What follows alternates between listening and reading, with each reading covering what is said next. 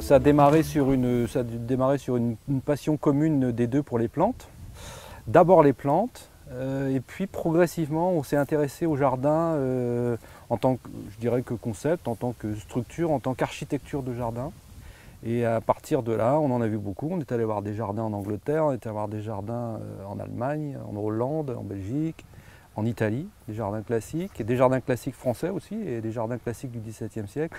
Et tout ça, ça a fait que, en voyant beaucoup, on a fini par essayer de savoir, déjà, de savoir ce qu'on voulait faire. C'est le lieu qui a fait qu'on a travaillé un peu en gardant, sans le vouloir d'ailleurs, hein, c'était presque inconscient, les règles des jardins classiques du XVIIe. On est vraiment français, on est des descendants de le nôtre, hein. Ça c'est une évidence. Alors, le terrain était plat, donc c'est quand même une des caractéristiques de ces jardins. Et nous, on avait ce problème de vent aussi, donc il fallait absolument se protéger. C'est la raison de la présence de toutes ces haies, qui forment donc une ossature très très forte dans le jardin. En plus, on a accompagné les haies de buis.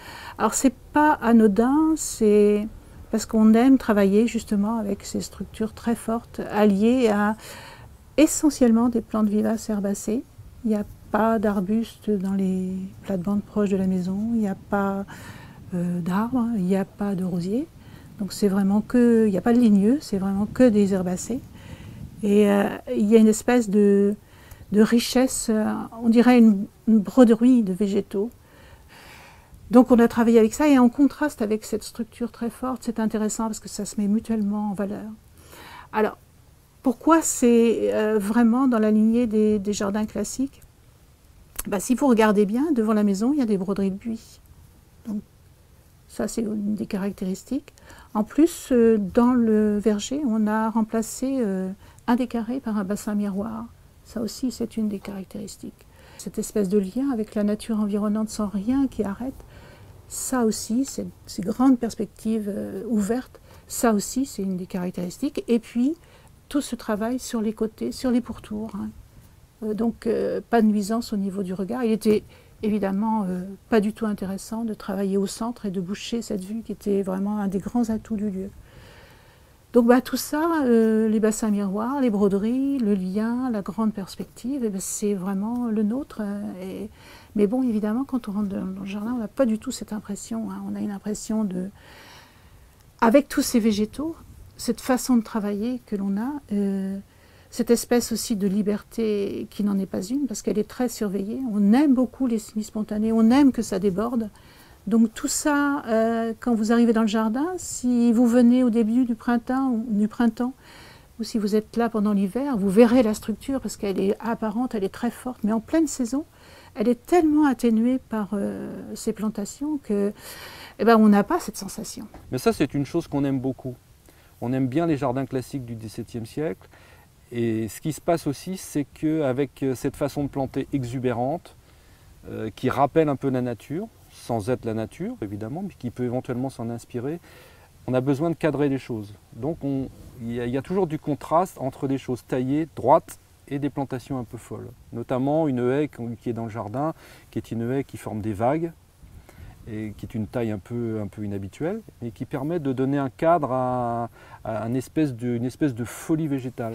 Ça n'est pas qu'esthétique hein, d'ailleurs, parce que ça a un effet protecteur, toujours contre le vent. Hein. Ça a délimité autour de la maison des chambres de verdure, et pour chaque chambre, on a travaillé avec des thèmes de saison. Hein. Donc à l'est, c'est le jardin de printemps, devant la maison, c'est le jardin d'été, et à l'ouest, le jardin d'automne, tout simplement, on décline les saisons. On emploie des graminées, parce que c'est vrai qu'on a eu une réputation là-dessus au départ, mais il y a tellement de façons d'employer les graminées. Je crois que dans ce jardin, on a essayé des multiples facettes. Je crois qu'à chaque fois que les visiteurs viennent, ils sont surpris parce qu'il y a tellement autre chose que des graminées. On a une façon de travailler très pointilliste, c'est-à-dire qu'on n'utilise jamais une même plante en gros paquet, en gros sujet, nombreuses plantes la même pour faire des masses importantes. On utilise de façon pointilliste. On trouve que ça amène beaucoup plus de légèreté et ça donne un côté beaucoup plus naturel à à chaque thème et à chaque partie de jardin. 35 ans de jardin, c'est comme quand on fait de la musique, qu'on joue d'un instrument depuis 35 ans, on a une espèce de...